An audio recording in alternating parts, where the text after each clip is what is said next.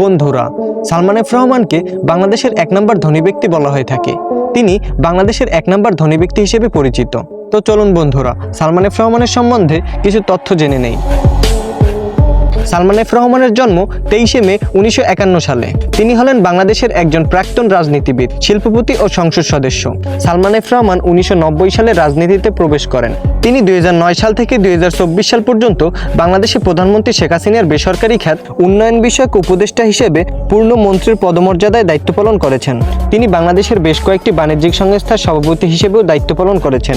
এছাড়াও তিনি ইন্ডিপেন্ডেন্ট টেলিভিশনের মালিক। সালমান এফ রহমানকে বাংলাদেশের সবথেকে ধনী ব্যক্তি বলা হয়ে থাকে। তিনি একজন বিশিষ্ট শিল্পপতি এবং সাবেক সংসদ সদস্য। এর পাশাপাশি তিনি বাংলাদেশের সরকারের ব্যবসায়িক বিষয়ক পরামর্শদাতা। সালমান এফ রহমান হচ্ছেন ভেক্সিমকো কোম্পানির মালিক।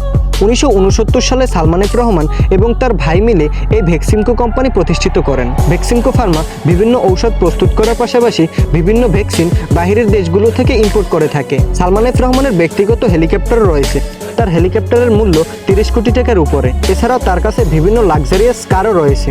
সালমান এফ রহমানের মোট সম্পদের পরিমাণ কোনো জায়গায় সঠিকভাবে উল্লেখ করা হয়নি, তবে বিভিন্ন ওয়েবসাইট ঘাটলে পাওয়া যায় তার মোট সম্পদের পরিমাণ 70,000 কোটি টাকার উপরে। আসলে সালমান এফ রহমানের সঠিক সম্পদের হিসাব যদি দেয়া হয়, তাহলে সেই সম্পদের ট্যাক্স নিয়ে বাংলাদেশের সরকারই বড়লোক হয়ে যাবে। সালমান এফ রহমান 2024 সালের 5ই আগস্ট শেখ হাসিনা সরকারের পদত্যাগের পর 13ই আগস্ট পর্যন্ত তিনি আত্মগোপন করেছিলেন এবং 13ই আগস্ট নদীপথে পালিয়ে যাওয়ার সময় ঢাকা সদরঘাটে পুলিশের হাতে ধরা পড়েন তিনি। সালমান এফ রহমান পালানোর সময় তার দাড়ি গোঁফ কেটে বেশ পরিবর্তন করেন নিজেকে।